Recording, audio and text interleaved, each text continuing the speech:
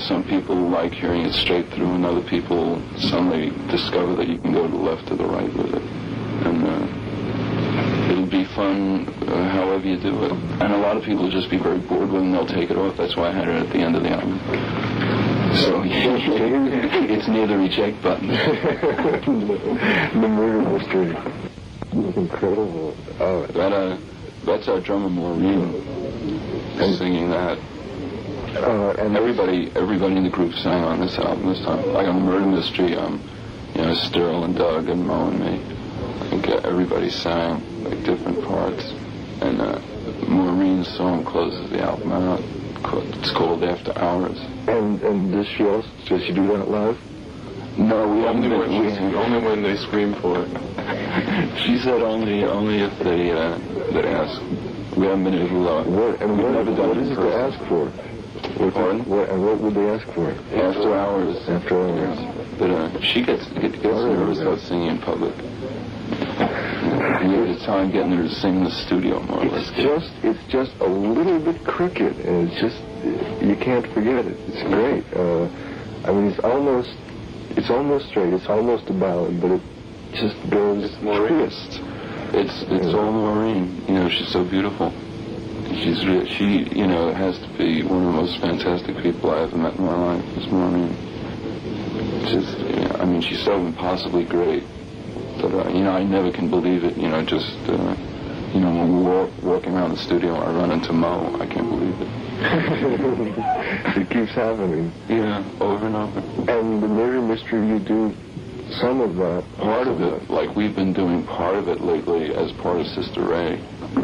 Like, the last part, because we haven't been doing the front part because it would be hard for people to listen to. Like, it's more the kind of thing someone would listen to, like, when they're sitting around drinking cocoa. So, getting dried up. So you just do the last part with the piano. But you lose part of the plot. Oh, that's there is a movie going on there. Yeah, well, we bring him up to date. Count Robin has to get killed. Goes sick upon the carpet, climbing to the parapet, sick upon the staircase, bring me to the casket. So they catch it quick. How much do they keep going? Huh? Oh, no. I'd give away the plot.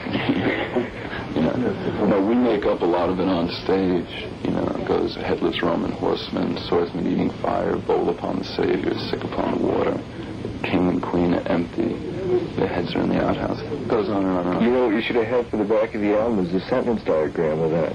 No. Everybody else publishes their stuff, and, we put on record. If we wanted to be published, we'd put books on.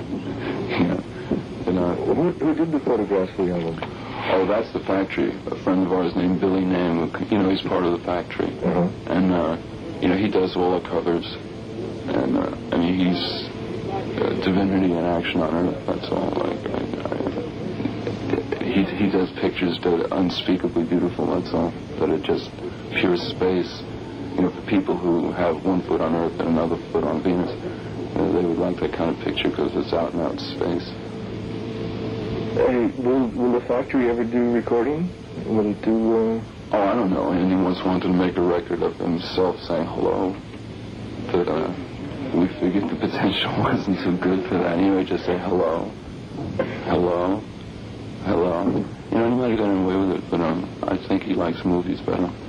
So that's when we like records and he likes movies. Yeah. So, separate but equal. Have you got plans, schemes for the future? Not really. Just to play around. We really enjoy playing. It's really, I just think it's fantastic that we can play this stuff in public. And people like it. And that people like it. And, it really turns me on, and it turns them on. We don't have any, put it this way, we don't have any point to prove or any axe to grind or, just anything to tell anybody else. You know what I mean? It's just nice that people show up and that we can play for them. Because, we have fun and You've always got a home in Boston. Oh, well, Boston was the whole thing as far as we were concerned. It was just, it was the first time we played in public and didn't have all those things thrown at us that, you know, the leather freaks, that, you know, druggies, that were this and that. It was the first time anybody just listened to music, which blew our minds collectively. You know, the first job here, just I couldn't believe it. Couldn't believe it. And it's been that way ever since. I never believed it when I'm in Boston. You know, it's just a really nice scene. Oh, yeah, you listen to WBCN in Boston, that's what my job is. And, all right, once more from the album, and... this is called What Goes On. The album had kind of like a unity to it, like, you know, the first song states what... It's like this person named Candy asking all these questions, and then it starts to delineate answers, you know, and it goes all the way through to a song called That's the Story of My Life. And after you got all that solved, you're faced with the murder mystery. It has been a joy, and I think we'll probably have to say goodbye now, and we'll see you down at the Boston Tea Party. It's really been a pleasure. I really enjoyed myself. Thursday, Friday, and Saturday night down at the Boston Tea Party. The Velvet Underground, they're back in town. So space. What? How's that? Oh, it's just so spaced. It's just, like, It's just solid. It's rhythm. It's just hold you. It's just straight harmony. Like, it has all these rhythm things going on in it, but like the organ is this all-enveloping cloud of heaven music, you know, and it just goes on and on and on and on. Like, you know, there was no real reason to stop. One night we were playing this and we almost didn't stop. We went on the rhythm section, which is the end, you know, went on for about, must have been 10 minutes, and all of a sudden everybody woke up and said, we've got to stop. You know, we suddenly realized how long this had gone on. You know, because, you know, we're always aware of facts that, you know, there's another group on after you, and their cars and their curfews, and that you can get the, you know, people in trouble if you run over and they're still there.